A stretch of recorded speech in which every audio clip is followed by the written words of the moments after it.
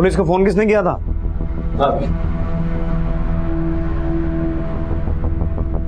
मैं टिंगू सिंह, मैं भाई का जीवन के साथ काम करता हूँ। क्या देखा तूने? यही 4 बजे के करीब साहब। फिर मैं आया तो दरवाजा खुला पड़ा था। जब अंदर गया तो साहब भाई की लाश देख के मैं तो उल्टे पांव बाहर आ गया। ये भाई था तेरा? अभी भाई मानता हूँ उनको, बहुत सालों से काम करता हूँ उनके साथ। ये परसों ही जेल से बाहर आया ना? हाँ जी, भाई को मैं ही लेके आया जेल से। परसों तो भाई के साथ ही था मैं, रात को भी साथ था। और सुबह तो उनको मिलना था, सब उनके बीवी और बच्चे गायब हैं। तो फिर तुम लोग मिले? क्या मिल पाया साहब, मैंने फ़ोन लगाया तो लगा नहीं, मतलब उठाया नहीं उन्होंने। मुझे लगा पता नहीं क्या मामला है, मैं जाकर देखता हूँ। देखा, मैं आया इधर 4:30 बजे। तो पहले तूने कहा 4 बजे, अब कह रहा है 4:30 बजे। नहीं, वो 4 साढ़े 4 ही था जी। मेरे पास घड़ी नहीं है ना जी। शर्मा, गाड़ी में बिठाओ इसे। सर आ गया आज जी। वो मोबाइल में देखा था 4 ही बजे थे, 4 बजे थे। और सुबह भाई ने मेरे को बुलाया था जी, वो ATM से पैसे निकालने थे। निकाले फिर पैसे? हाँ जी। कितने? वो 50,000 रुपये थी। कौन से ATM जी। देख, मैं समझता हूँ तेरा भाई जैसा दोस्त तुम्हारा है, घबरा मत, चाय वाय पियेंगे, थोड़ी बातचीत करेंगे। आजा। नहीं, मेरा तो कोई लेना देना ही नहीं है जी। टीनू यार, तू साहब ये तू कौन? साहब मेरा नाम विकास है। मैं टीनू के दुकान पे मेडिकल शॉप पे काम करता हूँ। सादिक भाई को जानता हूँ बस। अच्छा, तू भी जानता सादिक को? ये जानते नहीं जी, मतलब दोनों ही सादिक भाई के साथ काम करते हैं। साथ ही काम करते हो? हाँ जी। ये कह रहा है तेरी मेडिकल शॉप में काम करता है। शर्मा, इसे बिठाओ गाड़ी में। जी, हम लोग भोले भाले लोग हैं साहब, हम लोग को क्यों लेके जा रहे हैं? भाई तुम साथ में काम करते हो, लाश को पहली बार देखा तुमने, मौका वारदात पे भी तुम ही थे। तुमसे पूछताछ नहीं करेंगे तो किससे करेंगे? वो ठीक है, लेकिन क्या? अरे घबराओ मत, चाय पानी पियेंगे, बातचीत करेंगे, वापस आ जाना। आ जाओ। हम लोग भोले भाले लोग हैं साहब। पुलिस ने शक की बना पर उसके साथियों को अरेस्ट कर लिया था। और ऐसा तो आमतौर पर होता ही है कि बुरी सोहबत आपको बुरे नतीजों में फंसा ही देती है। टीनू और विकास ने कोई गुनाह किया था या नहीं, लेकिन सादिक जैसे इंसान की सोहबत का अंजाम तो भुगतना ही पड़ सकता है। सादिक आलम को अपने परिवार को ढूंढने की दरख्वास्त पर जेल से इंटरिम बेल मिली थी और दूसरे, लेकिन कहां था उसका परिवार? उसकी पत्नी कौसर, बेटे तौफीक और रफीक, बेटियां रजिया और नीलोफर आखिर कहां थे? अब देखना यह था कि खौफनाक मोड़ लिए हुए इस केस की परतों में और कितने राज दफन थे, कितनी कहानियां छिपी थी।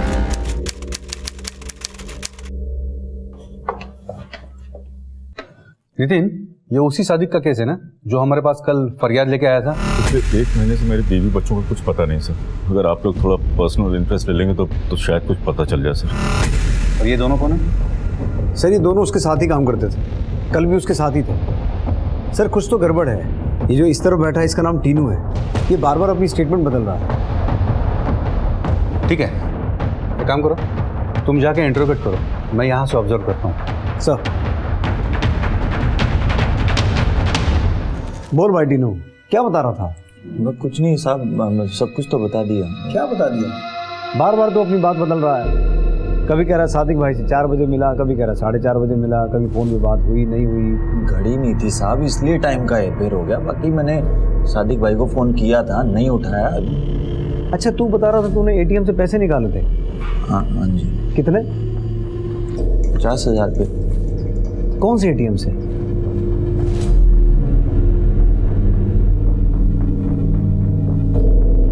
सादिक की बीवी और बच्चे कहाँ हैं? हवलदार, फाइल लिखा। ठीक से याद नहीं आ रहा ना। शर्मा, बादाम खिलाओ इनको, इनकी याददाश्त ताज़ा करो। बता भाई साहब मत मारो, हम सब सच बोल रहे हैं, आप यकीन कर लो हमारी बात पे। वो क्या कहते हो, मकान मालिक धमकी दे रहा था साहब। क्या धमकी दी थी? भाई आया ना जब जेल से बाहर, तो बुड्ढा लड़ने लगा भाई के साथ। तू भी था वहाँ? हाँ जी, तू भी था वहाँ? जी जी जी, मैं भी दान सिंह ने धमकी दी थी? जी जी।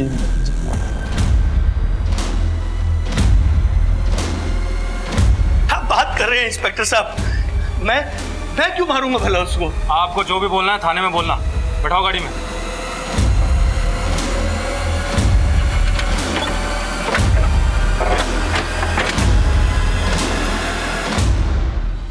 साहब पंगा हुआ था, और पंगा क्यों नहीं होगा साहब?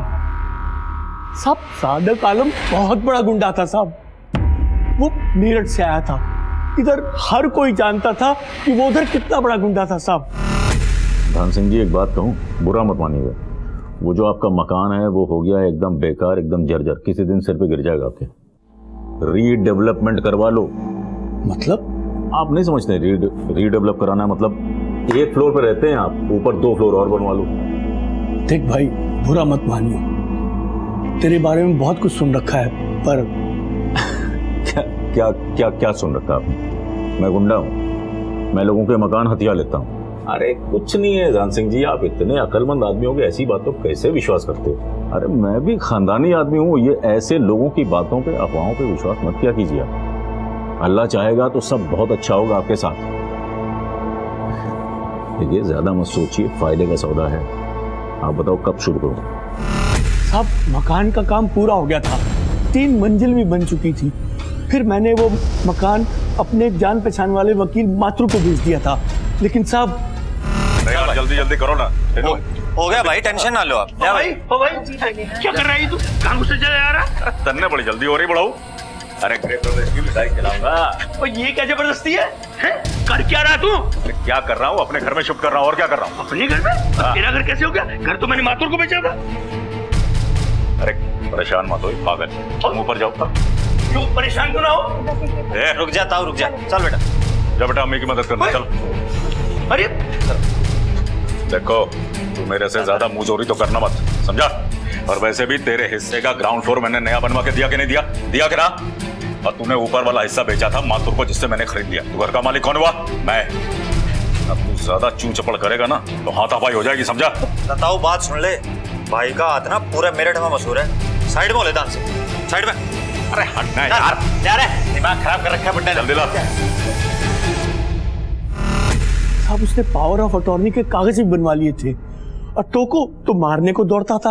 उस दिन वो जेल से छूट कर आया और अपने बीवी बच्चों के बारे में पूछने लगा, तो मैंने कहा मेरे कागज वापस कर, तो सब मारने को दौड़ा। तो क्या दो ना साहब, वो उम्र तक का लिहाज नहीं करता, और इसीलिए दान सिंह जी आपने उसे मार दिया या मरवा दिया?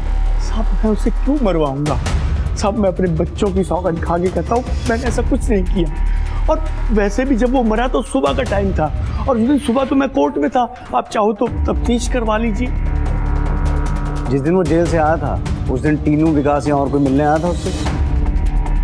सब कोई आया तो था, पर मैंने ध्यान नहीं दिया।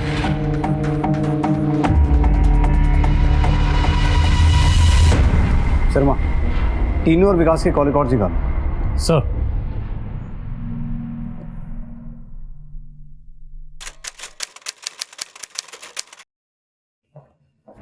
सर धान सिंह कह रहा है कि जिस दिन सादिक की मौत हुई वो कोर्ट में था।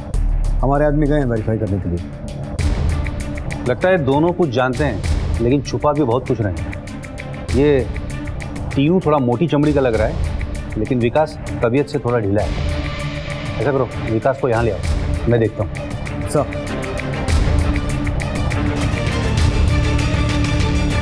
क्या रे, घबरा क्या रहा है तू इतना? नहीं साहब, मैं भाई को क्यों मारूंगा?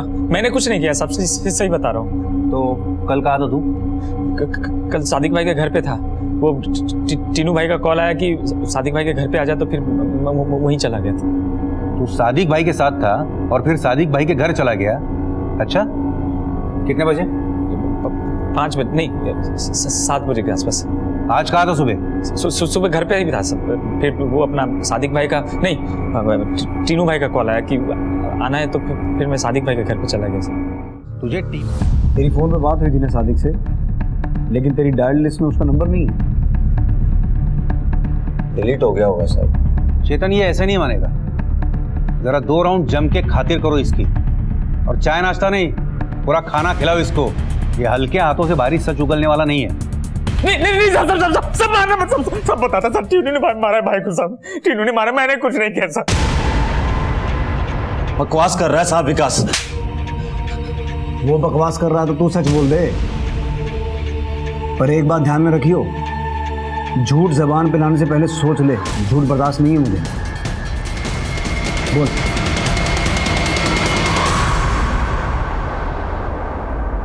15 साल से काम कर रहा हूँ सादिक भाई के साथ।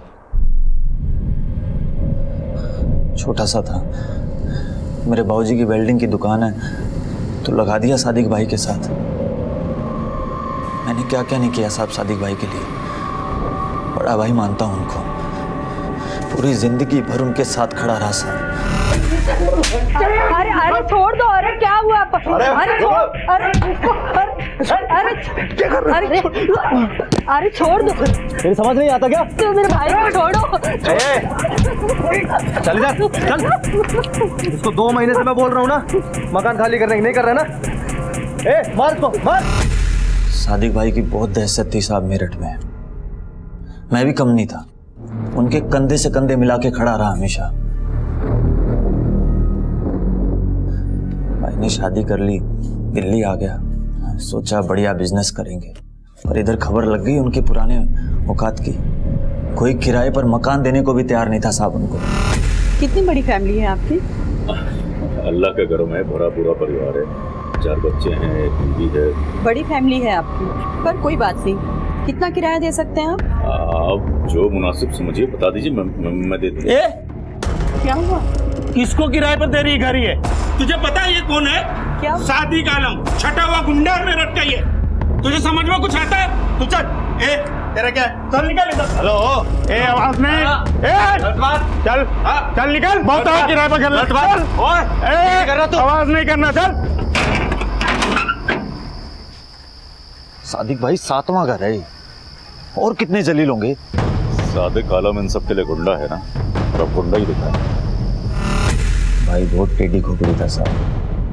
पहले उस दान सिंह को चुना लगाया, माथुर साहब के साथ मिलके उसका मकान हड़प लिया। फिर वो मुन्ना यादव उसका ऑफिस खाली करा के बैठ गया उसी के ऑफिस में। साहब बुड्ढे, औरत, गरीब या कोई भी लफड़े की जमीन हो, साहब भाई की नजर रहती थी। धंधा अच्छा चलने लगा, भाई का कद भी बढ़ने लगा। सुल्तानपुरी की जमीन अब तक कब्जे में क्यों नहीं आई? अगर सतपाल के आदमियों की नजर पड़ गई ना तो गए हम काम से। शाम तक मुझको वो जमीन कब्जे में चाहिए, समझा तू? हाँ? चल चल निकल। कोई प्रॉब्लम हो तो बताइए। मैंने 1 घंटे से नेताजी बैठे हुए हैं। माफ कीजिएगा, बताइए क्या क्या क्या करें आपके लिए?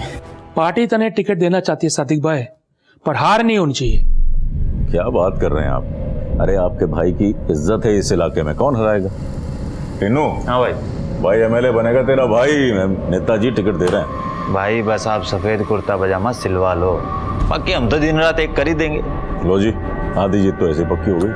हमारा नेता कैसा हो? सादिक भाई कैसा हो? सादिक भाई आगे बढ़ो। बस सादिक भाई आगे बढ़ो। भाइयों और बहनों, जनता बेहाल है, हर तरफ चीख पुकार है, कोई सुनने वाला नहीं। नेता आते हैं, वोट मांगते चले जाते हैं। घर में नल है तो पानी नहीं है, पानी है जहां वहां नल नहीं है। घरों में बिजली के मीटर लगे, बिजली नदारद है। सादिक आलम इन समस्याओं का हल करेगा, ये वादा है सादिक आलम का आपसे। और इसीलिए आपका भाई सादिक आलम आपसे ये विनती करता है, आपसे ये गुजारिश करता है कि अपना बहुमूल्य मत देकर बहुमुखी सोशल पार्टी को विजयी बनाए। मैं बड़े बड़े वादे नहीं करता हूं, लेकिन जो कहूंगा वो करूंगा। हमारा वादा है। सादिक भाई आगे बढ़ो। कैसे हो भैया? ध्यान रखना, वोट देना है। वोट दीजिएगा, ध्यान रखिएगा, भाई हूँ आपका। तुझे क्या लगता है जीतेगा? कितने लोगों की हाय लगी है इसे? बदमाश गुंडा कहीं का।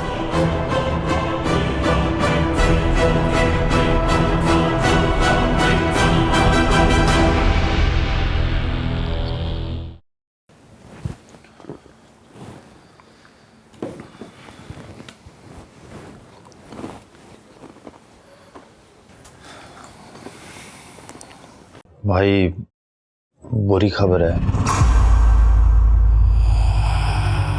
मालूम है। इलेक्शन हार गया ना मैं। हाँ? भाई आप तो पार्टी कर रहे हो। देख, तेरे भाई को किसी पोस्ट की जरूरत नहीं है। अरे इज्जत तो पहले भी थी अपनी, और अब तो तेरे भाई का शुमार रसूखदारों में होने लगा है। अब तो नेतागिरी की टिकट मिल गई, टोपी मिल गई। अपनी एंट्री हो गई रसूखदारों में। अब सादिक आलम को कोई ना रोक सके, समझ लेंगे। इलेक्शन तो हार गए सादिक भाई, लेकिन पॉलिटिक्स के कारण रसूखदार लोगों में उठना बैठना हो गया उनका। हमारे ऑफिस में साहब लोगों की लाइन लगी रहती थी। अरे खुराना साहब, काम तो हम करवा ही देंगे। अरे आपका भाई जो है वो इलेक्शन हारा है, लेकिन उसको जो अफसर है वो हारा वो मानते ही नहीं। मेरा काम तो हुआ ही नहीं नेताजी, और पैसे रख लिया आपने अलग से। रहो सफेद कुर्ते, भाई से ना तमीज से बात कर। खड़ा पहले तो खड़ा। भाई का दिमाग फिर गया ना, तेरी सारी नेतागिरी यहीं निकाल देनी। हट जा, बाहर जा। कोई और है क्या? जल्दी आ जाओ भाई, टाइम ना है। भाई उल्टे सीधे रास्तों से जमीन जायदाद इकट्ठी करने लगे। बहुत पैसा जमा हो गया था उनके पास। भाई का दबदबा भी बहुत हो गया था साहब। दबदबा? पर वो तो जेल में था। जेल जाने के पीछे क्या हकीकत थी? साहब भाई को कोई भी जमीन हथियानी होती थी ना, तो उसके लिए किसी भी हद तक जा सकते थे। यहाँ पंचकुइया रोड पे एक औरत रहती थी, अकेली रहती थी साहब। उसका नाम था रेखा अग्रवाल। 201 गज का उसकी कोठी थी। भाई ने बना लिया रिश्ता उसके साथ। बताइए, मैं दरगाह से निकल रहा हूँ, उसको पैसे दे रहा हूँ और मुझसे पूछ रहा है भाईजान आप क्या दरगाह से आ रहे हैं? आप भी ना, आप इतने मजाकिया किस्म के हैं, मुझे नहीं मालूम था सादिक भाई। ये भाई बोलकर बड़ा जुल्म कर रही हैं आप मुझे। एक बात बोलूं,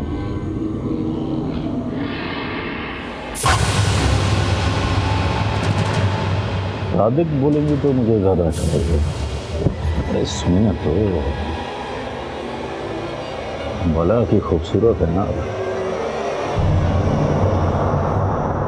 भूल जाइए, कोई नहीं है यहाँ पर हमारे ऑफिस से।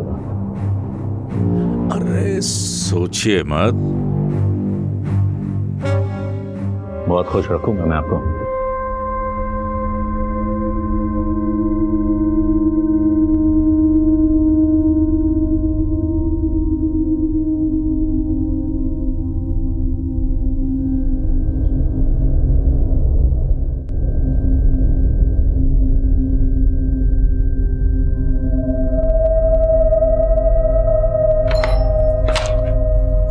फिर से पीकर आ गए तुम? कहाँ गुलछर्रे उड़ा रहे थे रात भर?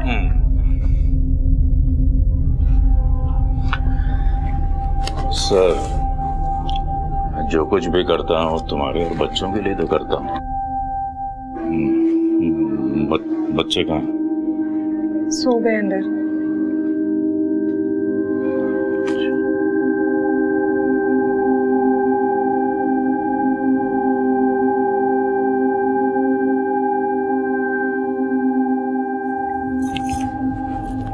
बात तो बताओ, इतनी जल्दी क्या ये बटन बंद करने के? अच्छा सुनो, इससे पहले कि मैं भूल जाऊं, 1 मिनट बैठो ना। बैठ। ये पेपर्स लेकर आया हूं मैं, तो मैं इन पे साइन कर दूं, तो फिर बाद में कहोगी कि मैंने कुछ कराया। चल। लेकिन ये है क्या? अरे तुम बोल रही थी ना कि तुम्हें इन्वेस्टमेंट करना है फ्लैट्स में। नया अपार्टमेंट बन रहा है, उसी के पेपर्स।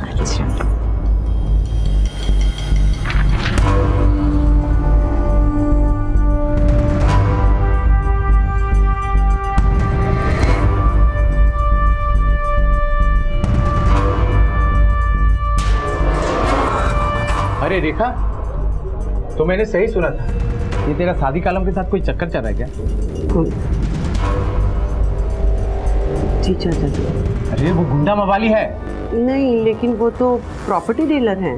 अरे काहे का प्रॉपर्टी डीलर? चूना लगाता रहता है लोगों को, जमीन हड़पता है, डॉक्यूमेंट की हेरा फेरी करता है। अरे कहीं तूने कोई पेपर पे साइन तो नहीं कर दिया?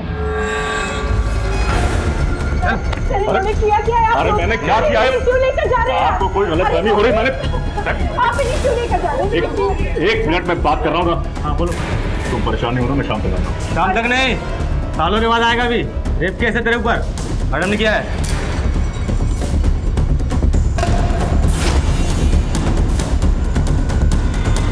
चल। अरे इन्होंने क्या किया? छोड़िए इनको।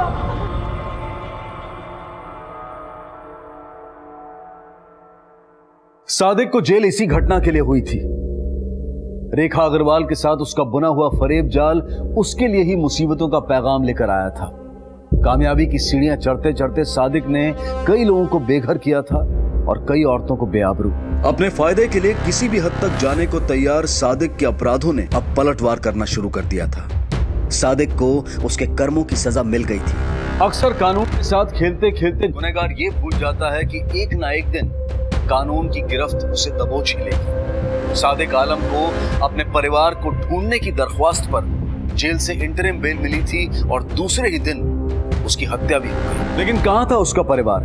उसकी पत्नी कौसर, बेटे तौफीक और रफीक, बेटियां रजिया और नीलोफर आखिर कहां थे? तेरे भाई को तो जेल हो गई, भाई का परिवार वो कहाँ है? भाई 6 महीने से अंदर था और भाई के कारण भाभी और बच्चे बहुत परेशान थे और मेरे से ये देखा नहीं जा रहा था साहब। या अल्लाह, मेरे तो कर्म ही फूट गए।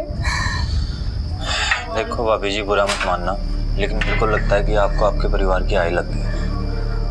अपने परिवार से बाहर जाके शादी जो कर ली। इन बातों को 20 साल हो चुके हैं, अब इन बातों में क्या रखा है टीनू? नहीं भाभी, वो तो आपकी बात ठीक है, लेकिन आप एक काम करो ना, आप अपने मम्मी पापा से माफ़ी मांग लो, मेरठ चले जाओ। क्या पता भाई कब बाहर आए, क्या होगा, कुछ नहीं पता। अकेली पड़ गई थी भाभी, इसलिए भाभी और बच्चे मेरठ निकल लिए साहब। हेलो मिश्रा जी, शर्मा बोल रहा हूँ दिल्ली से। ठीक है सर, हम अभी उसके घर जाते हैं।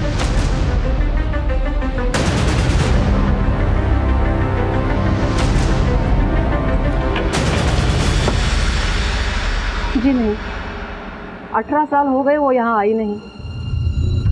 उस कमीने सादिक का फोन आया था एक दिन, बेटी छीन ली उसने हमारी। रिश्ता तो उसी दिन खत्म हो गया था साहब। हेलो सर, कौसर तो आई नहीं यहाँ पे। 18 साल हो गए उसको यहाँ से गए हुए। Okay, thank you. ठीक है, तो मुझे बताना क्या बात होती है। सर शादी की फैमिली मेरठ में भी नहीं है और ये रेटिन हुई कॉल रिकॉर्ड्स।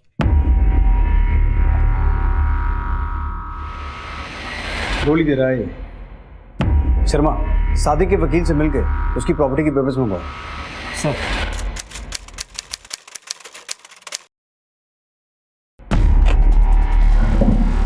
तेरी भाभी मेरठ गई थी या बिजनौर? ये तेरे कॉल रिकॉर्ड्स हैं 1 महीने पहले के। लोकेशन सहारनपुर में बता रहे हैं, गेरुआ नदी, बिजनौर, ये देखो। अच्छा, इस दिन तो साहब मैं, वो मेरा दोस्त रहता है वहाँ, तो उसके पास गया था, काम था कुछ। तो सादिक की बीवी कौसर और उसके बच्चे तेरे साथ थे? 1 मिनट। हाँ साहब, आ गया, याद आ गया। हाँ, मैं बिजनौर लेके गया था भाभी और बच्चों को। उनकी सिस्टर रहती है जी वहाँ, वो मीना नाम है उसका।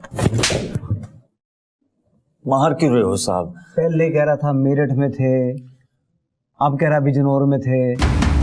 मेरठ में पहले थे जी, पहले गए होंगे। मतलब मैं बिजनौर की अभी आपको बता रहा हूँ। बिजनौर में लेके गया था, भाभी भी थी, बच्चे थे, उनकी सिस्टर रहती है वहाँ, मिलवाने लेके गया। मतलब तू उन्हें लेके गया था? नहीं साहब, वो खुद गए होंगे, वो मुझे नहीं पता। वो मैंने बस बोला कि तुम जाओ, अब वो गए कि नहीं गए मेरे को कुछ नहीं मालूम। हाँ, मैं बिजनौर वाली गारंटी लेता हूँ, मैं लेके गया था उनको, बच्चों को भी मिलवाने लेके गया था, उनकी सिस्टर रहती है, ये पक्का है साहब, ये पक्की बात है। तीनू बार बार अपना बयान बदल रहा था, कभी मेरठ, कभी बिजनौर, कभी माँ का घर, कभी बहन का घर। लेकिन पुलिस भी अपनी जिद पर अड़ी हुई थी, उन्हें टीनू के झूठ पर नकेल लगानी थी। ऐसा लग रहा था कि टीनू के लिए भी अब अपने कर्मों का हिसाब देने का वक्त आ गया था। लेकिन कुछ और भी था जिस पर पुलिस को शक था। क्या इस शक का खुलासा बिजनौर में होने को था, या फिर एक बार फिर टीनू पुलिस को गुमराह करने वाला था?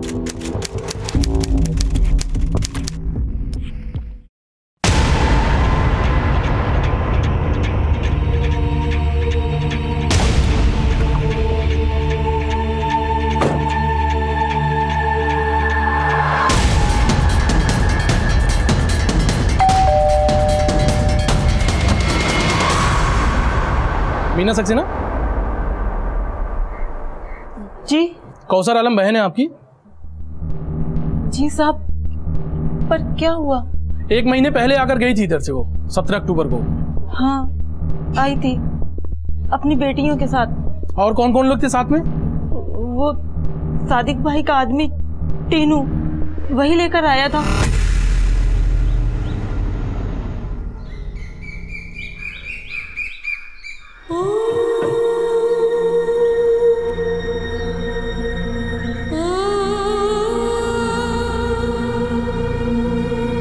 दीदी,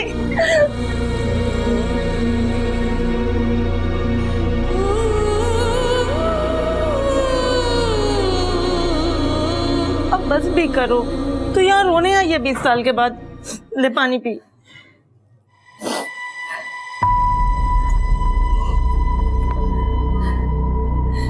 रोने के ही दिन तो है मीनू।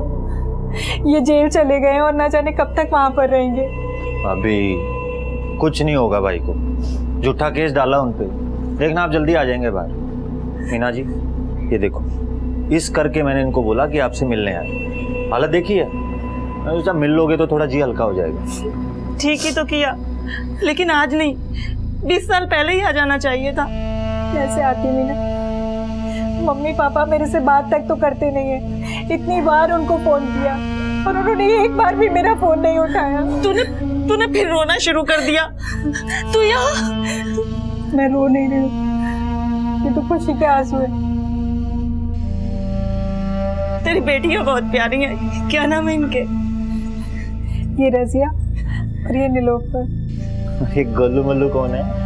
ये मेरा बेटा बंटी है, बहुत शरारती हो गया है। लग रहा है बंटी।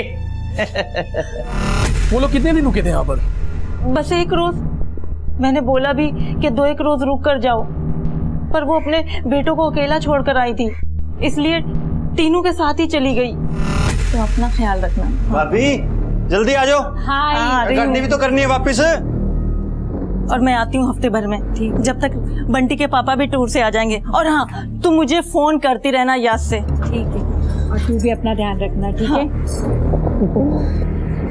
तुझसे मिलकर बहुत अच्छा लगा, मन हल्का हो गया। मुझे भी। ओ भाई, तेरा बहुत बहुत थैंक यू। जी थैंक यू किस बात का जी? लो जी, तूने 20 साल बाद 2 बिछड़ी हुई बहनों को मिलाया, उसके लिए थैंक यू। अरे हम लोग 20 साल के बाद मिले, एक सेल्फी तो बनता है ना? हाँ जी कर लाओ। मैं हाँ, बच्चों को बुलाओ। बच्चों जल्दी आओ।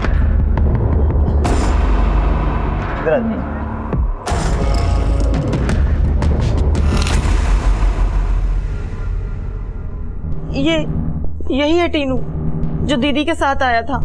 आपकी बहन है, उनके सभी बच्चे लापता हैं उसी दिन से। दीदी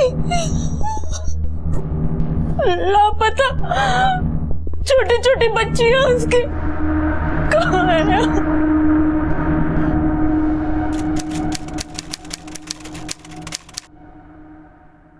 सर ये टीनू कौसर के साथ मीना के घर गया था और ये रहे उसके कॉल रिकॉर्ड्स।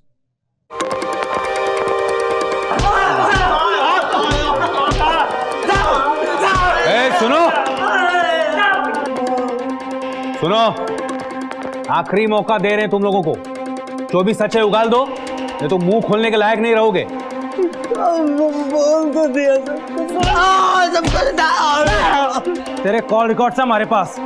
17 को तू कौसर को लेकर मीना के घर गया और 18 को तू दिल्ली निकला। बोल।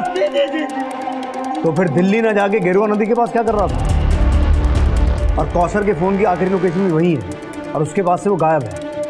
जो सच है वो बोल दो, वरना सच उगलवाने के बहुत से तरीके हैं हमारे पास।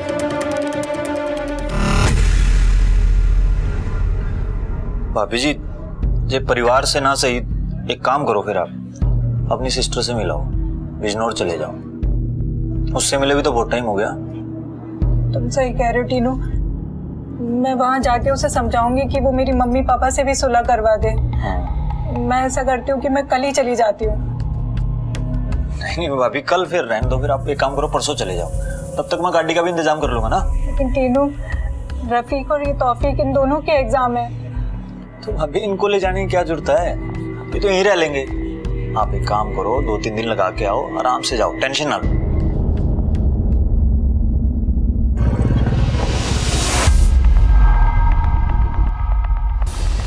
ये सही है भाई जगह। हाँ, सुनसान भी है। फिर मैं कौसर भाभी और दोनों लड़कियों को लेके निकल गया।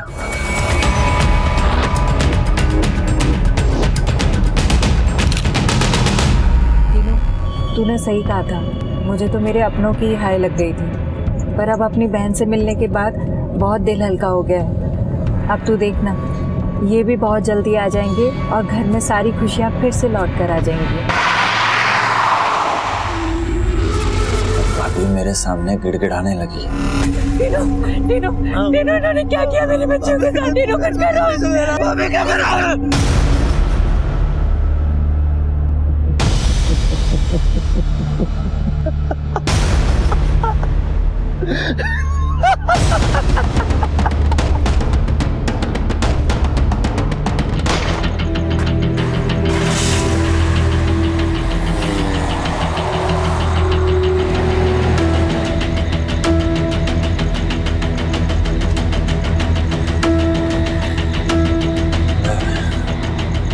ले भाई, हो गया पंगा, गाड़ी मोड़नी पड़ेगी।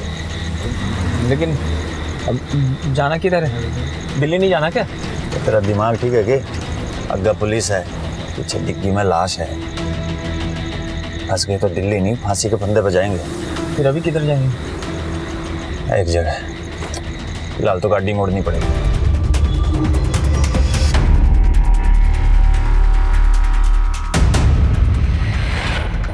किधर?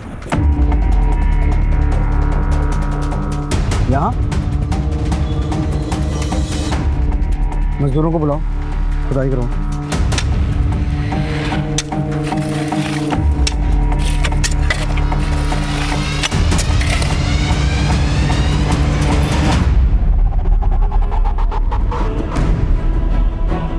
निकालो।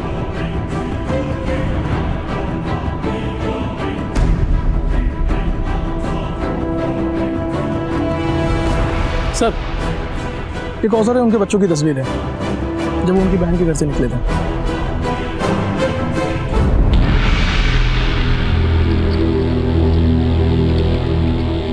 सादी के बेटे कहाँ हैं? शर्मा, 20 फरवरी 3 दिन बाद तेरे मोबाइल पे एक नंबर से 2 बार फोन आया था, कसूर बस्ती से। तौफीक ने फोन किया था ना? हाँ सर, वो उसी ने किया।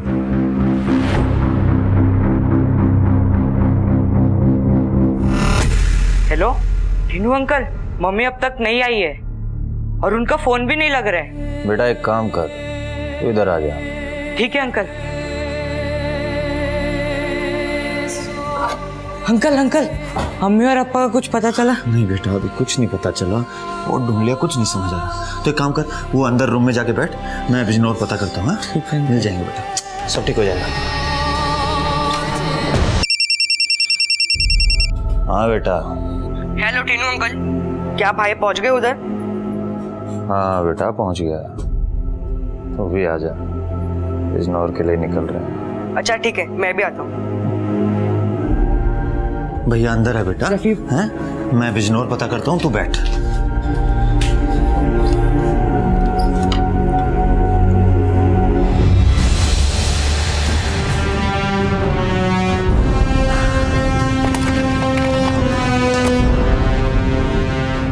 सीवर का काम करने आए थे म्यूनसिपालिटी, कच्चा काम करके निकल लिया, अब इसको ठीक कर दे भाई।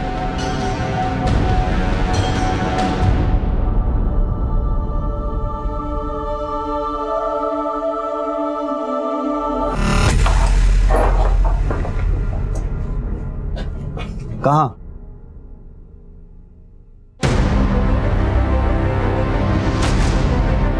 शर्मा, खुद आओ। सर।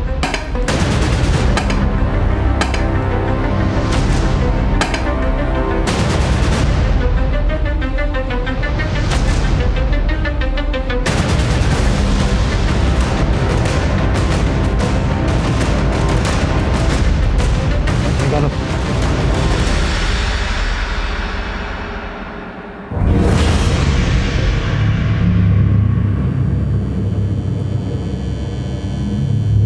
क्या सोच रहा है भाई?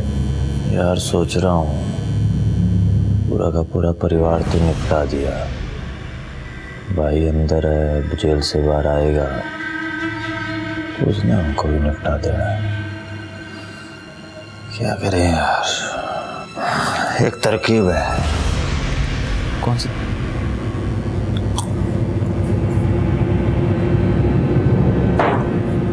को बाहर निकालते हैं और निपटा देते हैं। लेकिन वो जेल से बाहर निकालेंगे कैसे? देख भाभी हर हफ्ते भाई को मिलने जाती है जेल में। हाँ।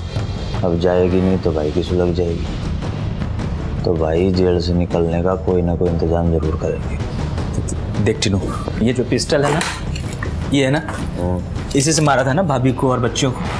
हाँ तो मारा था ना। हाँ तो सादिक भाई की है नहीं, उनके घर से उठाई थी ना तूने। हाँ तो फिर आगे बोल। जब सादिक भाई जेल से लौटेंगे और ये पिस्टल ढूंढेंगे, पता है ना क्या होगा? आने दे सादिक भाई को भी करवा देंगे बिजनौर के दर से।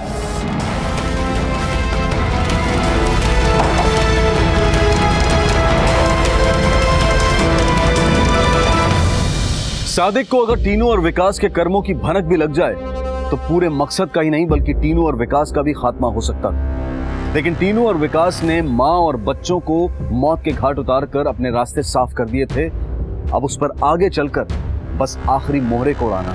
सजा काट रहा सादिक आलम बेचैन था क्योंकि उसके परिवार वाले उससे जेल में मिलने नहीं आए थे और घात लगाए दुश्मन उसके बाहर आने का इंतजार कर रहे थे।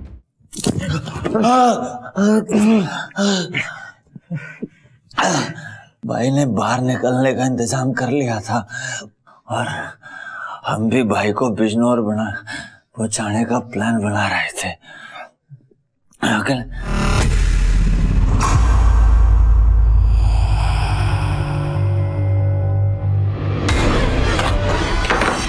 एक बात बताओ।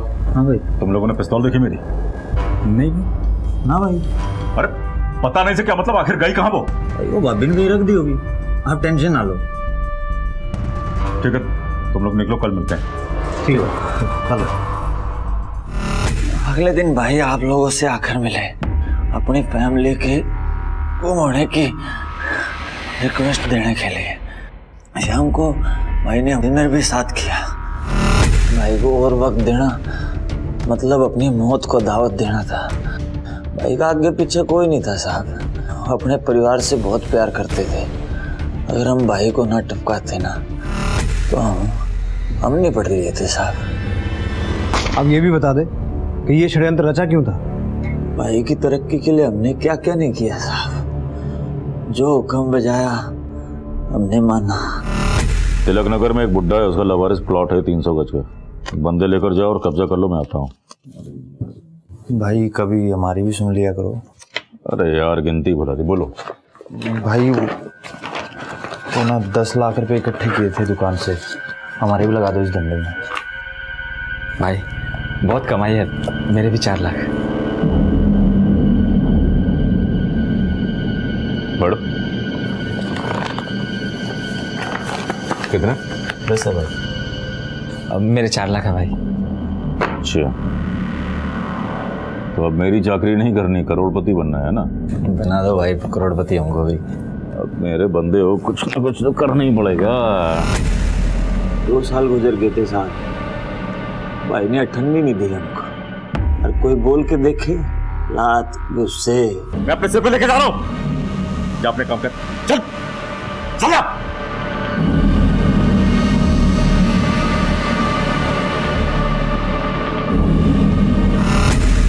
अब गया था साहब मैं भाई की चाकरी करते करते। कब तक कुत्ते की जिंदगी जीता मैं। सोचता था मेरा भी घर हो, परिवार हो। भाई जो भी कमाता है सारा गले में। 20-25 हजार में क्या होता है साहब, चलती है क्या लाइफ। मांग के देखो कोई भाई से, क्या मिल रहा? कुछ नहीं। लेकिन तूने भी तो वही किया जो सादिक करता था, पूरा बिजनेस हड़पने का प्लान बनाया। भाई कहता था मेरे को सारी प्रॉपर्टी की पावर ऑफ अटॉर्नी मेरे नाम है, लेकिन भाभी और बच्चों के नाम थे। अब उनको मार दिया तो मेरे ही नाम होने थी साहब।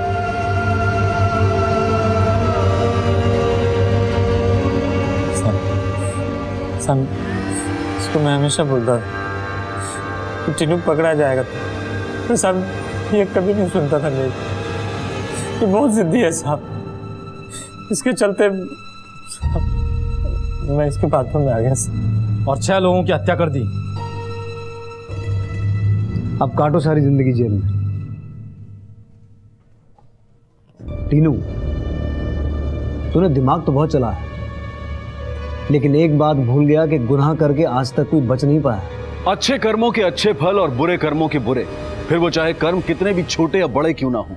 टीनू और विकास को कर्म ने अपना जरिया बनाया तो उन्हें भी अपने दुष्कर्मों की सजा मिल ही गई।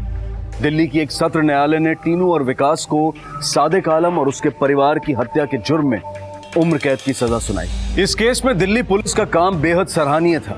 सिर्फ 48 घंटों में ही उन्होंने इस केस को हल कर दिया। क्राइम पेट्रोल की पूरी टीम दिल्ली पुलिस को सलाम करती है। बेहद जरूरी है कि हम अच्छाई के रास्ते पर चलें और अपराध के रास्ते से बचें। देखते हैं हमारे आज के एपिसोड की दूसरी कहानी।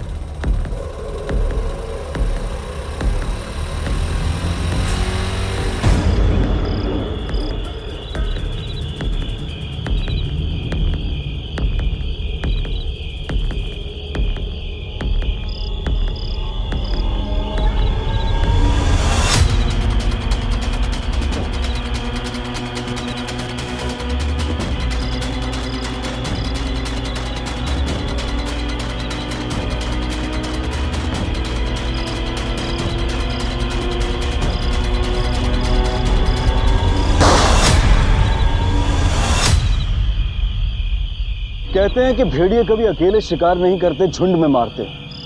सुनसान सड़क पर एक अकेले निहत्थे इंसान को इतनी बेरहमी से घेर कर मारना इंसान की शक्ल में छिपे इन भेड़ियों की कायरता का प्रमाण है। और दुर्भाग्यवश कभी कभी एक शेर भी इन भेड़ियों का शिकार बन जाता है। नमस्कार, आदाब। क्राइम पेट्रोल डायल 100 के ब्लैक हेडलाइंस अध्याय में आप सबका स्वागत है। एनसीआरबी यानी कि नेशनल क्राइम रिकॉर्ड ब्यूरो के मुताबिक पिछले साल हत्याओं की दर प्रति 1,02.6 थी और इनमें से निर्मम हत्याओं की दर वाकई में चौंका देने वाली है। हमारी आज की कहानी एक ऐसी ही निर्मम और जघन्य हत्या के बारे में है। एक ऐसी हत्या जिसने पूरे शहर में रोष भर दिया और पुलिस और प्रशासन को बुरी तरह से हिला कर रख दिया।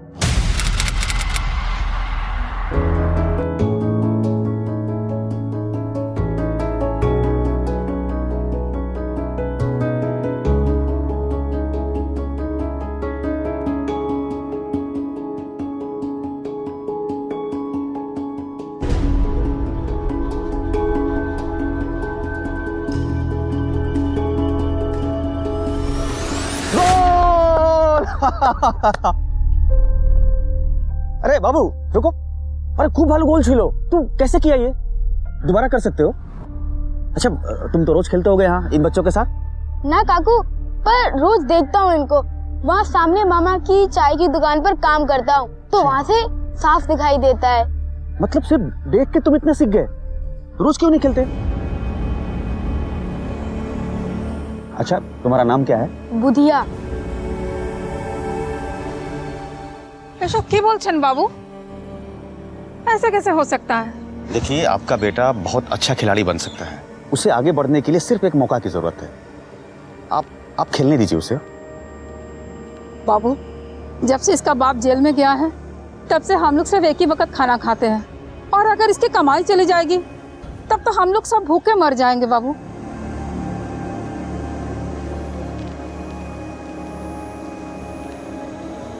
इसे रखिए आप। এসব কি করছেন বাবু? रखिए रखिए ना आप। ये देखिए, ये कोई दया और भीख नहीं है, ये स्टाइपेंड है, मतलब भत्ता है बुधिया का, जो हर महीना आपके पास पहुंच जाएगा। लेकिन आपको एक वादा करना होगा कि आप इसे खेलने से मना नहीं करेंगे। रजनीश बाबू चल। अरे अरे बस बस बस बस, तू नीचे कहाँ जा रहा है? तुझे बहुत ऊपर जाना है। हाँ?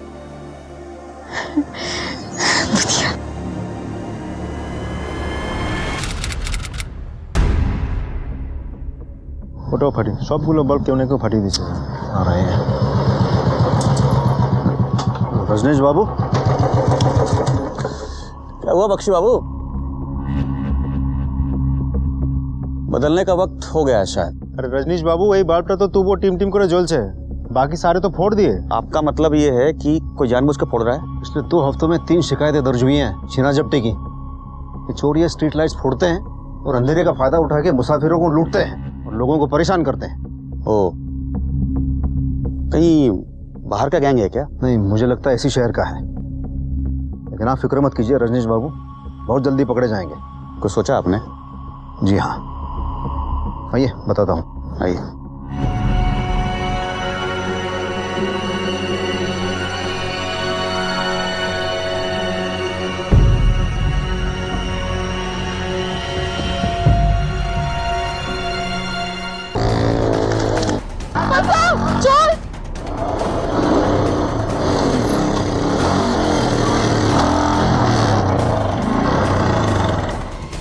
जी आप ये क्या कह रहे हैं?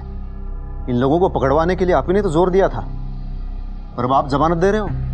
ये कैसी पॉलिटिक्स है? बिल्कुल साफ और सार्थक। ये दोनों लड़के मेरे ही पाड़ा के रहने वाले हैं और मैंने इनके बारे में अच्छे से पता किया है।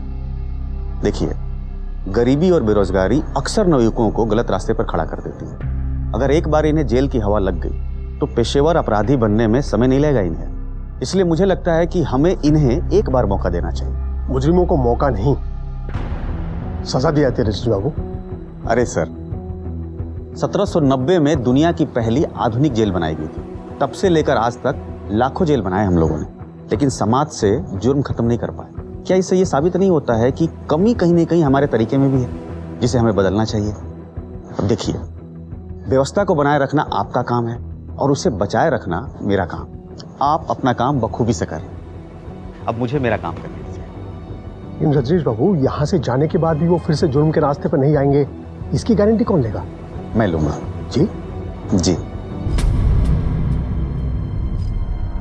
तो ठीक है, कल सुबह उन दोनों लड़कों को छोड़ देंगे। Thank you. देखा ना अपनी माँ का क्या हाल है। मुझसे जितना हो सकता है मैं करूंगा। तुम लोगों को भी आगे से ध्यान रखना होगा। रजनीश बाबू, आप यहाँ नीचे कहाँ बैठ गए? अरे आप ऊपर बैठिए ना, ये जगह तो हमारी है नीचे बैठने की। अरे मौसी, मुझे क्या गठिया हुआ है जो मैं नहीं बैठ सकता नीचे? अरे देखिए, एकदम ठीक हूं मैं। और मौसी, सबसे पहले ये ऊंच नीच की बात आप अपने दिमाग से निकाल। ठीक है, अब काम की बात करें। और भी जाना है मुझे कहीं। काम में तो नहीं मिला रजनीश बाबू, अगर कुछ काम मिल जाता तो शायद ये लोग ये पाप नहीं करते। अब तो सोने का भी बनकर लौटेंगे ना, तो कोई यकीन नहीं करेगा इन पर। मौसी, इंसान सोना नहीं होता है, मिट्टी का होता है। उसे फिर से गढ़ा जा सकता है। आप चिंता ना करें, मैं दिलाऊंगा इन्हें नौकरी।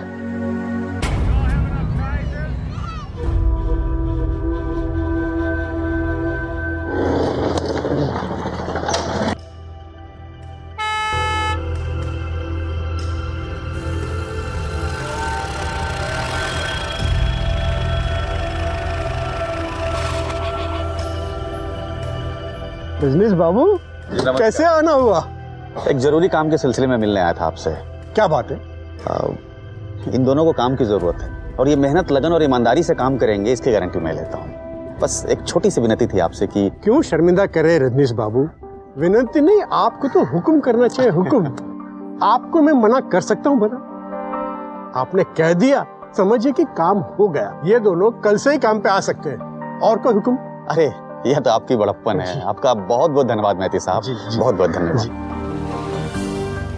सेनगुप्ता, सबको पीछे रखना ताकि फुटप्रिंट्स और टायर मार्क्स मिट ना जाए, और शहर का हर एग्जिट पॉइंट, हर एंट्री पॉइंट और हर नाके को सील कर डालो। सर रजनीश भौमिक की हत्या ने राज्य में कानून व्यवस्था की पोल खोल कर रख दी है। ब्रेश्वर के इतिहास में शायद ही इतनी दुस्साहसपूर्ण घटना पहले कभी हुई हो। मंत्री जी लाइन पर हैं, बात करना चाहते हैं। अभी नहीं, उन्हें कहीं मैं बाद में कॉल करता हूँ, प्लीज। आज सारे शहर में हाई अलर्ट घोषित कर दिया गया है। रजनीश भौमिक की हत्या हो गई है। इस खबर ने सत्ता के गलियारों में भूचाल ला दिया है। ये एक बहुत ही निंदनीय अपराध है। मैं सरकार के तरफ से विश्वास दिलाता हूँ कि अपराधी जल्द से जल्द पकड़े जाएंगे। रजनीश भौमिक की हत्या पुलिस प्रशासन के अक्षमता का एक जीता जागता उदाहरण है, जिसे कतई बर्दाश्त नहीं किया जा सकता।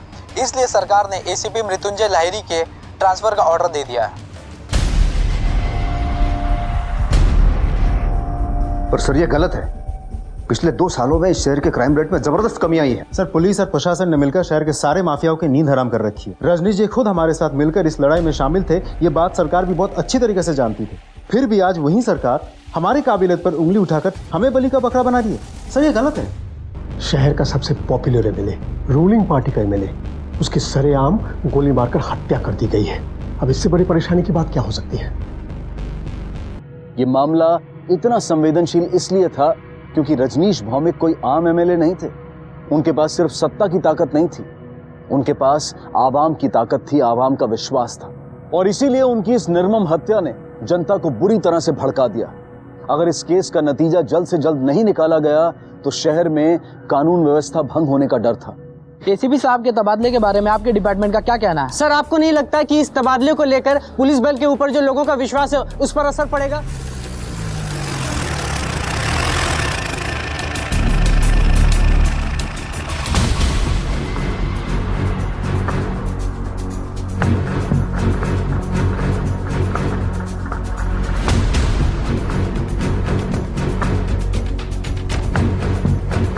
सर, आप? सुभाष सेन, इस शहर का नया एसीपी। Sorry sir. रुकिए। अभी शहर, ये केस आपकी रिस्पॉन्सिबिलिटी है, जिसे निभाने में मैं कोई कसर नहीं छोड़ूंगा। ये पीआई बख्शी है, इस केस के इंचार्ज। सर, एनीवे, इस केस की फाइल ये मैंने रास्ते में पढ़ी है सर। मुझे हैरानी बस एक ही बात पर है कि एक एमएलए, वो भी बाइक पर, उस जगह क्या कर रहा था। आई मीन टू से, न कोई गाड़ी, न गार्ड्स, स्ट्रेंज। वो वैसा ही था, अपने आप को शासक नहीं सेवक मानता था, ऐसे अकेले ही घूमता था। उसका मानना था कि अगर आम आदमी की तरह रहे तो ही आम आदमी से जुड़ सकता है। शायद सही भी था। जो खबरें हमें ढूंढनी पड़ती है वो आम आदमी से जुड़े रहने के कारण उसे आसानी से मिल जाती थी, विदाउट एनी एफर्ट। अब जैसे शहर में चल रही इलीगल माइनिंग की केस और उसकी खबर उसे चाय के ठेले में मिली।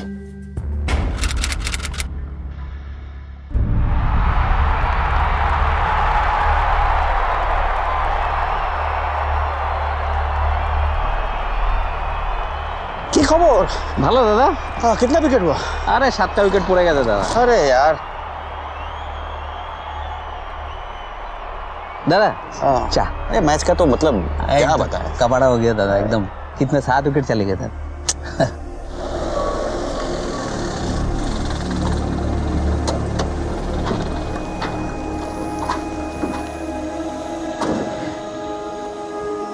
दादा, मीठी और कड़क चाय दीची गोशुन। हाँ।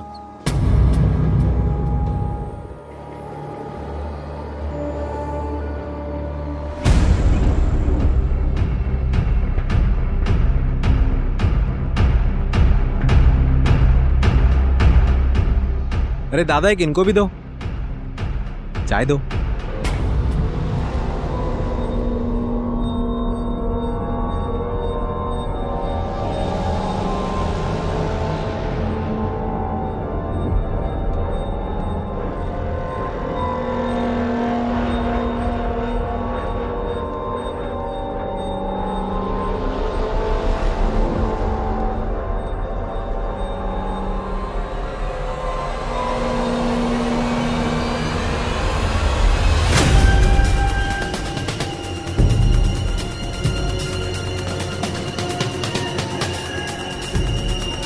राखल। हाँ दादा, अस्सी। तो सरकार ने बालू पे बैन लगाया, फिर ये कहाँ हो रही है माइनिंग? वार्ड नंबर 74 में दादा। रेती भर के लेके जाते हैं और अवैध शराब भर के लाते हैं।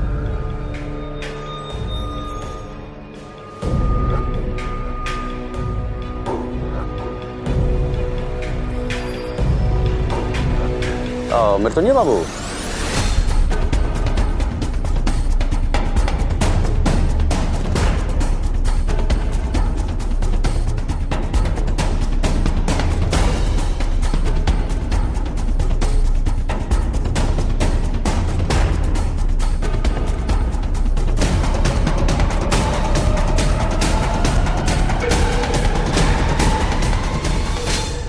नहीं सर, मुझे मत मारो सर, मैंने कुछ नहीं किया।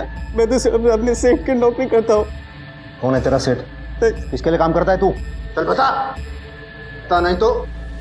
मलाकार, ये सारे धंधे उन्हीं मलाकार भाइयों का है, सब उन्हीं का है सर। ओके रजनीश बाबू, आपने अवैध खनन और अवैध शराब दोनों माफियों के अगेंस्ट दुश्मनी मोल ली है। अब आपको आपकी सुरक्षा का खास ख्याल रखना चाहिए।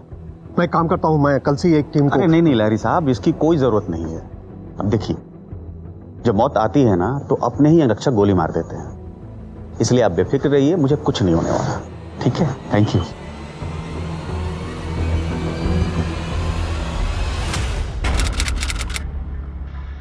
तो मलाकार भाई इस केस में दोषी हो सकते हैं? बिल्कुल, प्लीज टेक योर सीट। अभी दोनों कहाँ हैं? वो दोनों बेल पर बाहर है। वो अपने आखिरी दिनों में रजनीश ऐसे ही खतरनाक लोगों से दुश्मनी मोल ली थी।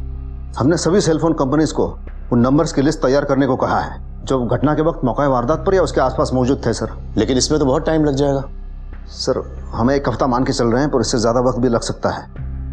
और ये मलाकार भाई, इनके बारे में क्या कर रहे हैं हम? हमने उनके घर पे छापा मारा था, पर वो भाग चुके थे। और सर, उनके फोन्स बंद आ रहे हैं। हो ना हो इस हत्या के पीछे इन्हीं लोगों का हाथ है। उनकी कॉल डिटेल्स चेक किया आपने? मीन्स कहीं किसी कॉन्ट्रैक्ट किलर से पिछले कुछ दिनों में बात तो नहीं हुई? नहीं सर, ऐसा कोई कॉल नहीं आया। उनके फोन्स हमारे सर्विलेंस पे हैं? जी हाँ सर, जैसे ही एक भी ऑन होता है हमें पता चल जाएगा। उनके बैंक रिकॉर्ड्स चेक किया आपने? कहीं पिछले कुछ दिनों में कोई बड़ा ट्रांजैक्शन तो नहीं हुआ? No sir. हमें इन दोनों भाइयों को जल्द से जल्द ढूंढना होगा, क्योंकि इस केस में यही हमारे प्राइम सस्पेक्ट्स हैं।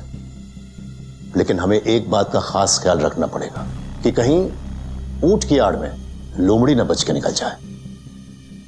सर, मैं कुछ समझा नहीं।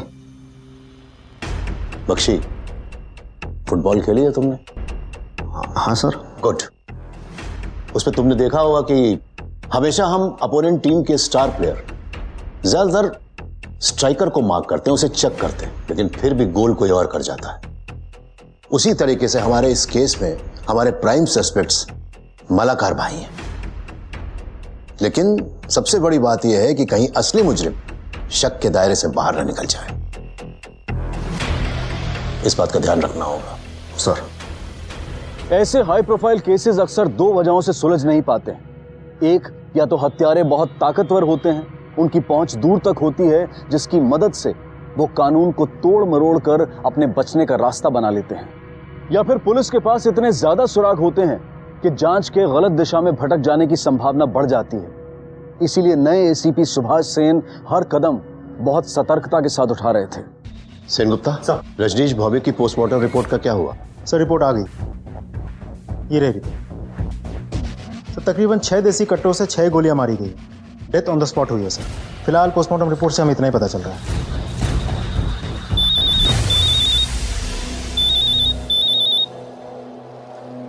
हेलो सर, यहाँ गवर्नमेंट हॉस्पिटल के पीछे हमें 4 बाइक्स लावारिस हालत में पड़ी मिली है, और मुझे पूरा शक है सर, ये वही बाइक्स हैं इनका इस्तेमाल हत्यारों ने किया होगा। हॉस्पिटल के आसपास कोई सीसीटीवी कैमरा है? नहीं सर, मैंने चेक किया है, जगह पूरी सोच समझ के चुनी गई है। बाइक्स के जो चेसिस नंबर है वो सलामत है? नहीं सर, चेसिस नंबर्स घिस के मिटा दिए गए हैं। तुम एक काम करो, फॉरेंसिक डिपार्टमेंट से इन बाइक्स को चेक करवाओ, शायद कोई क्लू हाथ लग जाए। और शहर भर में जितने भी पुलिस स्टेशन है वहां से पता करो कि पिछले कुछ दिनों में कहां से कितनी बाइक्स चोरी हुई हैं, और उनमें से कितनों की डिटेल्स और डिस्क्रिप्शंस इन बाइक से मैच करते हैं। Okay sir. सर, हमने एक कॉल रिकॉर्ड की है मलाकार भाइयों की। मुझे लगता है आपको ये सुनना चाहिए। ओके।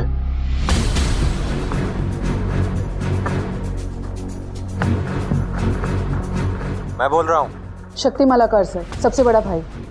निर्गुण भाई मेरे, एक जरूरत आन पड़ी है, तुम्हारी मदद चाहिए। हाँ बोलो शक्ति, क्या हुआ?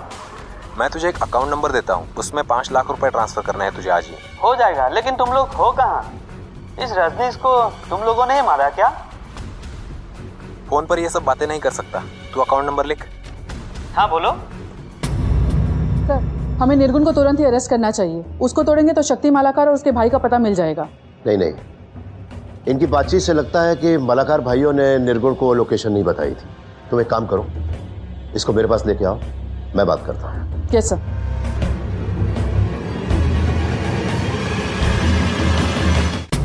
पानी पियो, पियो।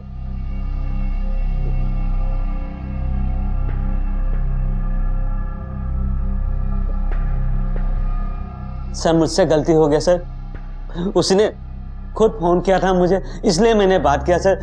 आइंदा कभी मैं उससे बात नहीं करूंगा सर, मैं वादा करता हूँ सर, मुझे जाने दीजिए प्लीज सर। अरे इसका मतलब ये है कि तुम अपने दोस्त से धोखा करोगे, गद्दारी करोगे उससे? ये तो बहुत गलत बात है। देखो निर्गुण, हम चाहते हैं कि तुम अपने दोस्त शक्ति मालाकार से बात करो और उसके अकाउंट में 5 लाख रुपए ट्रांसफर करो। लेकिन ध्यान रहे, हमारी इस मुलाकात के बारे में किसी को खबर नहीं होनी चाहिए, वरना। ओके सर, आप जैसा बोलेंगे मैं वैसा ही करूंगा सर। सर ये मूव गलत हो सकता है सर, पर हो सकता है पैसा ट्रांसफर होने के बाद वो इस निर्गुण को कॉल ही ना करे, और अगर ऐसा हुआ तो फिर हम उस तक कभी नहीं पहुंच पाएंगे। सॉरी सर, वो हमारे पास खुद चल कर आएगा।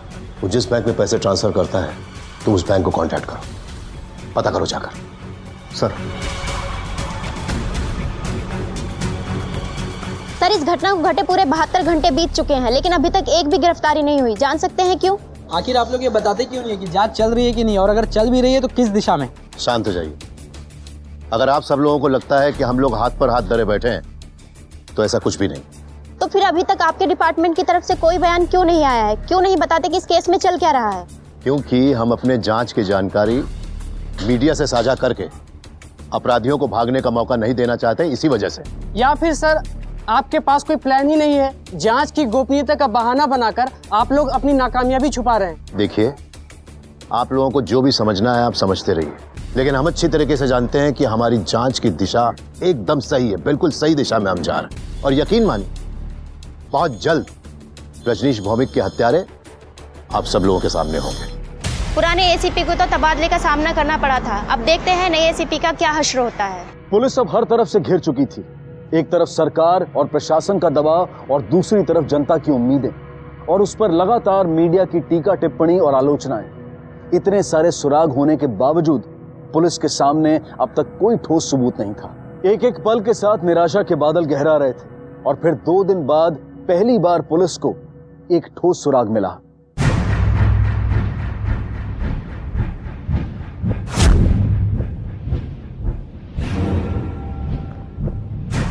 ये दोनों कोलकाता में है।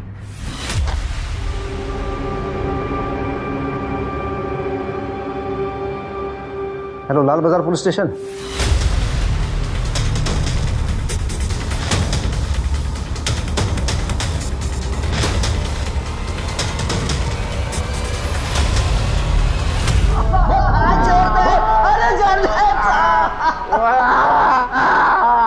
कुछ नहीं किया साहब, हमारा विश्वास करो साहब, रजनीश के मर्डर में हमारा कोई हाथ नहीं साहब। अरे साहब हम डर गए थे साहब, कुछ दिन पहले साहब रजनीश हम पे छापा पड़वाया था और हमें लगा कि उसकी हत्या में हमारा नाम आ जाएगा, इसलिए हम लोग भाग गए थे साहब। साहब आप खुद सोचिए, अगर हमें उसे मार नहीं होता तो पूरी प्लानिंग के साथ मारते और पूरी तैयारी के साथ भागते, बिना पैसों के तो नहीं भागते ना साहब। साहब हम उसे बदला लेना चाहते थे साहब, लेकिन साहब हमें कोई जल्दी नहीं थी साहब। हमारे ख्याल से उसने उसका खून किया होगा। उसने मतलब किसने रे? साहब वो नीलू थी।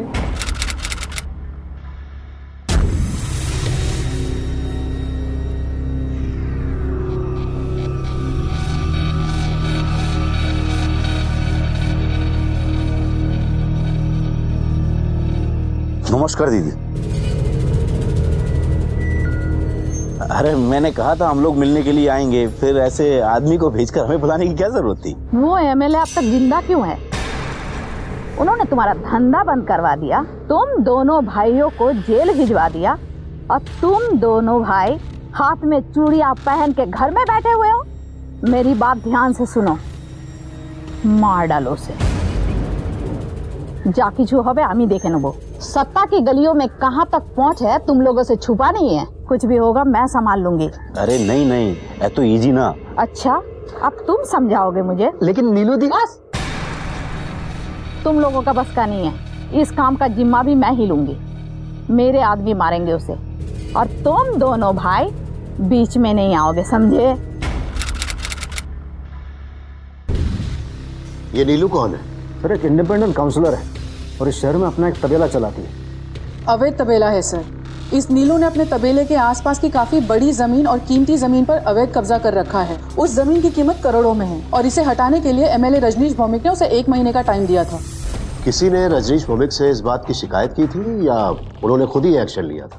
नहीं सर, तबेले के सामने एक जूट की मिल है और मिल मालिक ने ही रजनीश जी से शिकायत की थी और रजनीश जी ने कंप्लेंट लिखवाई थी।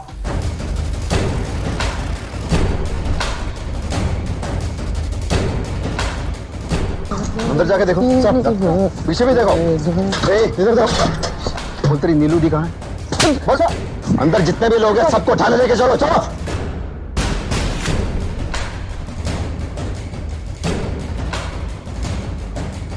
हमें जानी ना सर, हमें जानी ना। सर अंदर कुछ नहीं मिला। उस नीलू का मोबाइल ट्रैकिंग पे डालो और सभी जगहों पर पता करो जहाँ पे वो हो सकती है और साथ ही में उसके बैंक डिटेल्स भी निकालो। चल छोड़ दीजिए साहब। सर नीलू का कोई सुराग नहीं मिल रहा है। बख्शी कुछ कदम पीछे चल के देखते हैं, शायद हमें पता चले कि हम कहाँ रास्ता भटके थे।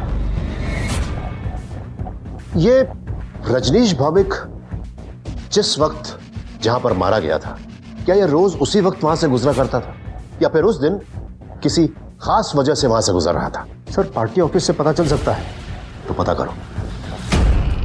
नहीं सर, रजनीश दादा ने कभी कोई सेक्रेटरी नहीं रखा। इतने बिजी होने के बाद भी अपने कॉल्स खुद उठाया करते थे।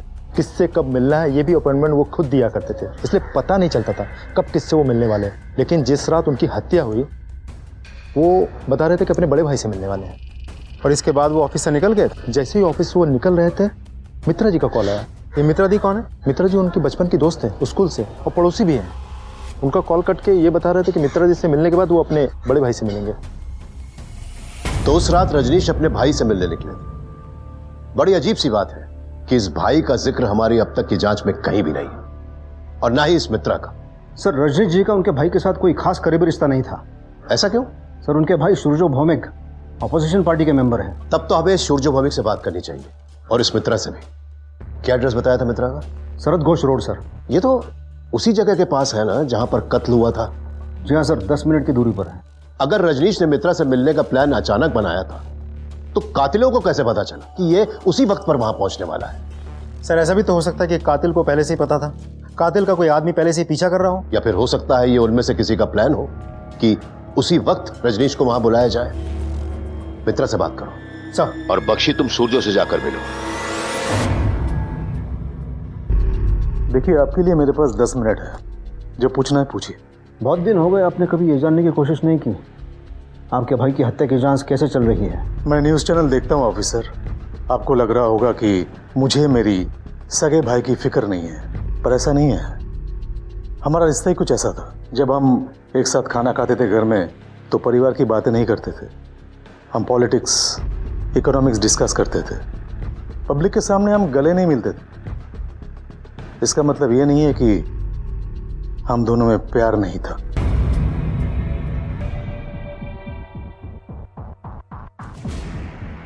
सारा शहर, शासन, प्रशासन आपके डिपार्टमेंट के पीछे पड़ी है इस केस को सॉल्व करने के लिए।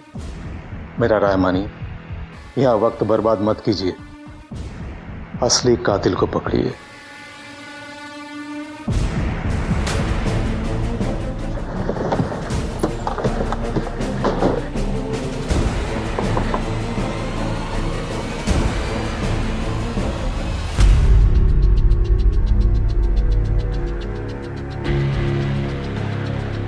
आंखें सूजी हुई है आपकी? जी वो विधवा होने के बाद से रजनीशदा ने ही सहारा दिया, उन्होंने हिम्मत दी और रोजगार भी। जिस रात रजनीश जी की हत्या हुई थी वो आपके बुलावे पर आपसे मिलने यहाँ आए थे, क्यों? ऐसी भी क्या बात करनी थी उनको जो आपसे मिलकर ही करनी थी? माधव और शाधुन के बारे में उनसे कुछ बात करनी थी। हेलो मित्रा। अच्छा रजनीशदा, आपसे कुछ ज़रूरी बात करनी थी, क्या आप आज थोड़ी देर के लिए घर आ सकते हैं? आ तो सकता हूँ मगर देर हो जाएगी। आप आ जाइए, मैं आपका इंतज़ार करूँगी। ठीक है। माधव और शाधुन को दिहाड़ी मजदूरी के ठेकेदारी का काम रजनीशदा ने ही दिलवाया था, पर लालच के चक्कर में उन्होंने मजदूरों को तनख्वाह ही नहीं दी। जब रजनीशदा को पता चला तो वो उन दोनों से बहुत नाराज़ हुए, तो उन्हें रजनीशदा से माफ़ी दिलवाने के लिए ही मैंने उन्हें यहाँ बुलवाया था। मतलब ये माधव और शाधुन इन दोनों को पता था कि रजनीश जी आने वाले हैं? माँ कसम कहे साहब, माँ काली देवी, हमें नहीं पता था कि रजनीशदा मित्रा जी से मिलने वाले। वो हमारे भगवान थे, हमारे मसीहा, हम लोग उनको क्यों मारना चाहेंगे साहब?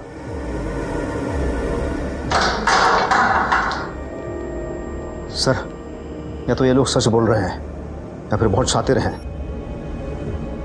इन्हें जाने दो बख्शी, लेकिन नजर रखना सर।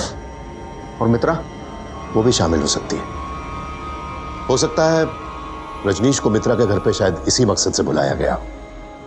पता करो कि मित्रा की मालाकार भाइयों में से किसी से या नीलू से फोन पर कोई बात हुई थी। मित्रा के घर के आसपास भी पूछताछ करो। यह भी पता करो कि मित्रा की किसी हाल ही में अनजान आदमी से तो बात नहीं हुई थी। बहुत भली लड़की है साहब, बेचारी बहुत बुरा हुआ बेचारी के साथ। इनमें से किसी को भी हाल फिलहाल में देखा है आपने? नहीं साहब, नहीं देखा। सर, किसी ने ऐसा कुछ भी नहीं देखा जिससे मित्रा पे हम शक कर सके। उसके कॉल डिटेल्स में भी सस्पिशियस कुछ भी नहीं मिला। फिर भी कोशिश करते रहो। सर नीलू ने कोर्ट में सरेंडर कर दिया है और उसने एंटीसिपेटरी बेल भी ले ली है। इंटरेस्टिंग। अब तो इस नीलू से मिलना ही पड़ेगा।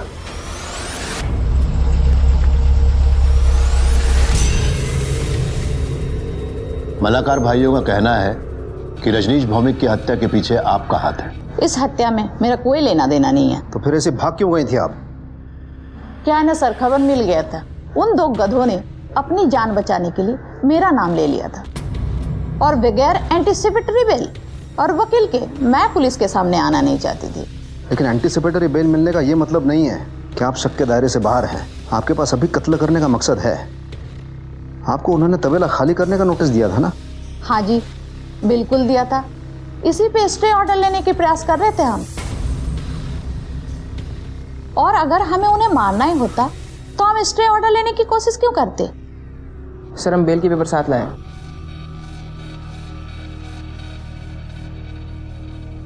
सर, आप जा सकते हैं। Thank you sir.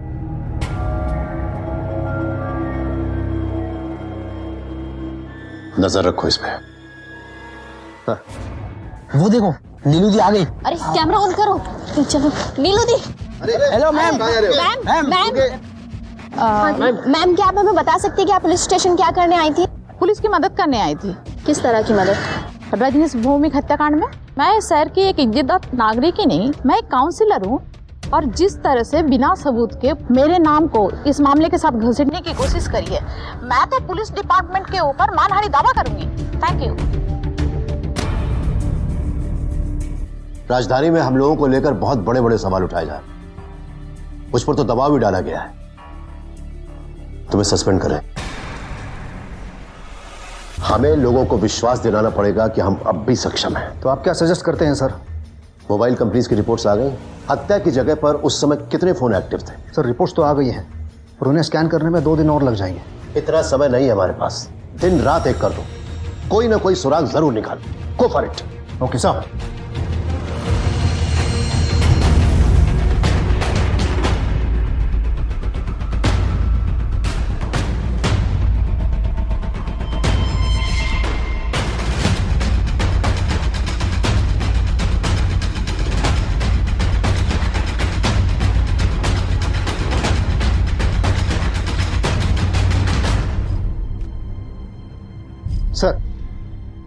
एक बहुत बड़ा सुराग हाथ लगा है। उस रात बहुत सारे नंबर्स एक्टिव थे, पर 7 नंबर्स खास हैं और ये 7 नंबर एक ही सीरीज में है और एक ही आदमी के नाम पर रजिस्टर्ड है। और ये पौधो गोई रंगामाटी गांव से। रंगामाटी? सेन गुप्ता, तुम फौरन एक टीम लेकर रंगामाटी निकल जाओ। मुझे पूरा यकीन है कि कोई ना कोई बहुत बड़ा सबूत मिलने वाला है। You go ahead. Sir. Bakshi, पता करो कि इस गांव का इस हत्या से क्या कनेक्शन है। कोई ना कोई संबंध जरूर निकलेगा। गो अहेड। सर।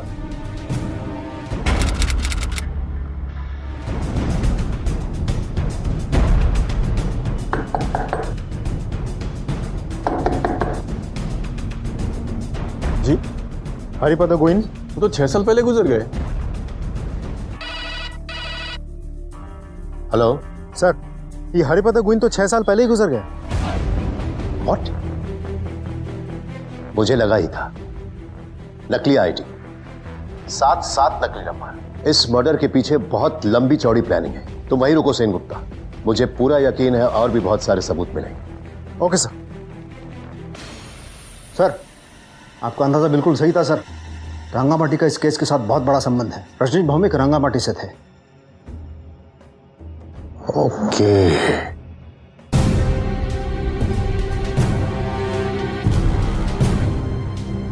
सर। बख्शी, ये कॉल रिकॉर्ड्स बहुत कुछ बताने की कोशिश कर रहे हैं। क्या है सर? पक्का तो नहीं कहा जा सकता। ना तो मालाकार भाइयों से कोई बात हुई है, ना नीलू से और ना ही माधव शादन से। लेकिन कत्ल के बाद इस नंबर से कई फोन्स आए। किसका नंबर है सर? राखाल का। बीरेन्द्र सरकार रोड पर चाय का ठेला है उसका। चाय पीना किसी को? पीते हैं सर।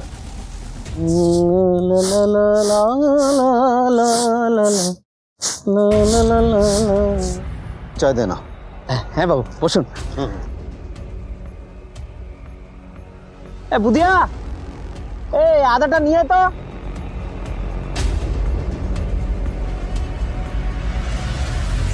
राखाल। जी बाबू। तुम रजनीश भौमिक को कैसे जानते थे? रजनीश बाबू को कौन नहीं जानता है बाबू। वो तो हमारे लिए भगवान स्वरूप थे। वो जो 2 गुंडे थे, बदमाश शादन और माधव को जेल से निकाल के रजनीश बाबू ने नौकरी दिलाई थी। वो भी हमारे गांव के ही हैं बाबू। रंगामाटी? जी बाबू हैं। वो रजनीश बाबू अपने भैया के साथ, वो सूर्यो दादा, उसके साथ अक्सर यहाँ आते थे। बाबू शायद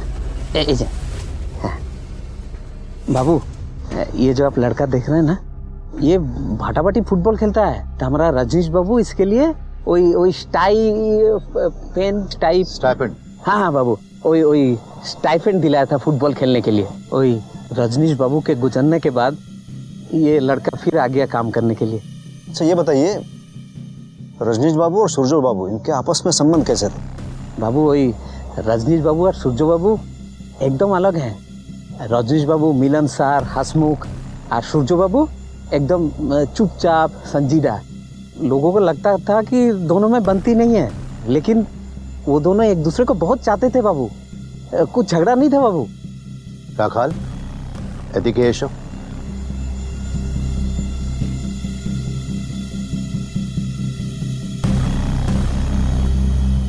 राखाल, तुमने सूर्यो भौमिक को फोन लगाया था 3 बार, किस लिए? बाबू ये पहली बार रजनीश बाबू के अंतिम संस्कार के बारे में पूछने के लिए, और दूसरी बार बुधिया के लिए कॉल किया था। वो सूर्यो बाबू बोला था इसको मदद करेगा, तो हम फोन लगाया, लेकिन वो व्यस्त थे, शायद उठाया नहीं। तुम्हारी जानकारी में हाल ही में किसी से दुश्मनी हुई थी रजनीश जी की? बाबू, रजनीश बाबू एक संत आदमी थे। न्याय के लिए ना जाने कितने लोगों के साथ उन्होंने दुश्मनी मोल ली। बुधिया, इधर आ बेटा।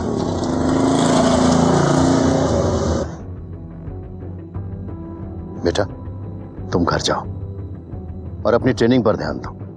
पैसों की चिंता मत करना। हाँ, रजनीश ही नहीं है तो क्या हो, तुम्हारी स्कॉलरशिप का इंतजाम हम लोग करवाएंगे।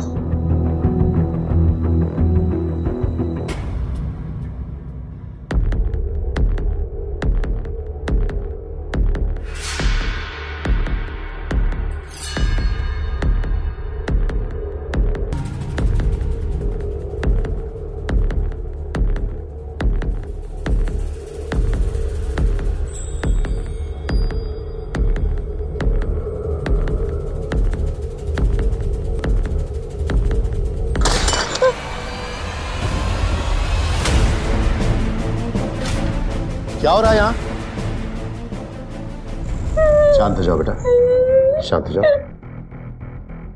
ये बताओ, ये गन तुम्हें कहां से मिली? मैंने माधव और सदुन को वो टूटा हुआ खंडर के पीछे कुछ छुपाते हुए देखा। उनके जाने के बाद मैं वहां गया और फिर से मुझे चाय की दुकान पर काम करना पड़ रहा था। पर कल आप लोगों की बात सुनने के बाद मुझे सब समझ में आ गया कि ये बंदूक कहाँ इस्तेमाल करी है। रजनीश काकू ने मेरे लिए इतना किया तो फिर मुझसे रहा नहीं गया और ये बंदूक आपके पास ले आया।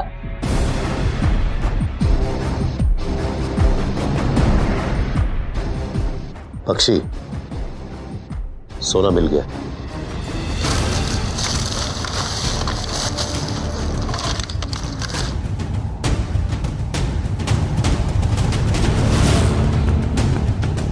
सर, सिर्फ सोना नहीं, सोने की पूरी खान मिल गई। बख्शी, तुम साधन और माधव को उठा कर लाओ फौरन।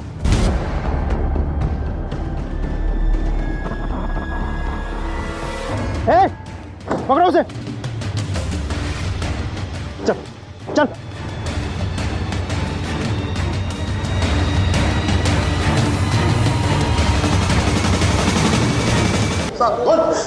साहब सब कुछ बताते हैं साहब। हाँ हमने नीलू दीदी और मालाकार दा के कहने पे सब कुछ किया था साहब। हमने ही रंगा माटी जाकर अपने पड़ोसी के नाम पर नंबर निकाले साहब। साहब ने तुम पर इतना भरोसा किया, उसके एहसानों का तुमने बदला इस तरह चुकाया? साहब पगला गए थे हम, गुस्सा आ गया था हमें जब रजनीश दा ने सब मजदूरों के सामने हमें जलील किया। हमारा खून खोल उठा साहब, एक दो पैसे वापस करने पड़े। अब ऊपर से वो जिल्लत। हमने मित्ता दी से बात की थी, हम जानते थे कि रजनीश दा मित्ता दी की बात कभी नहीं टालेंगे। और फिर जैसे पता चला कि वो रजनीश दत्ता जी से मिलने देर रात आने वाले, तो हमने सारे शूटर्स को खबर कर दी। और इससे अच्छा हमें नहीं मौका मिलने वाला था साहब। बहुत फायदा उठाया तूने मौके का। हाँ, इस बार तुम्हारी जमानत देने वाला कोई नहीं आने वाला, समझा? सेन गुप्ता, मालाकार भाई और नीलू दोनों शामिल थे इसमें। अरे साहब, लेकिन मैं साहब, अरे क्या किया क्या? तुम लोगों का बस का नहीं है, इस काम का जिम्मा भी मैं ही लूंगी। मेरे आदमी मारेंगे उसे और तुम दोनों भाई बीच में नहीं आओगे, समझे? और नीलू को हम मना नहीं कर सकते थे साहब, क्योंकि नीलू के हम पर पहले ही बड़े एहसान थे। पर इसलिए हमने नीलू के कहने पर रजनीश को मारने का प्लान बनाया। फिर उसकी हत्या के लिए हमने ही शूटर का इंतजाम किया और उनमें से 3 हमारे ही भाई थे। हमें मालूम था रजनीश का मर्डर का शक हम पे जाएगा, इसलिए बिना इंतजाम के हम घर से भाग गए साहब, ताकि हम पकड़े जाने पर आपको यकीन दिला सके। लेकिन साधन और माधव ने सारा भाड़ा फोड़ दिया।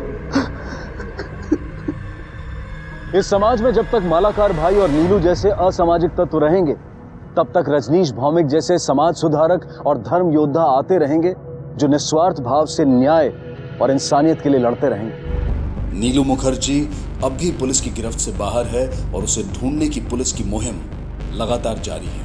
ये एक बहुत बड़ी विडंबना है कि जिन 2 नौजवानों को जेल से निकालकर रजनीश भौमिक ने एक नई जिंदगी दी, उन्होंने ही रजनीश भौमिक का सीना गोलियों से छलनी कर दिया।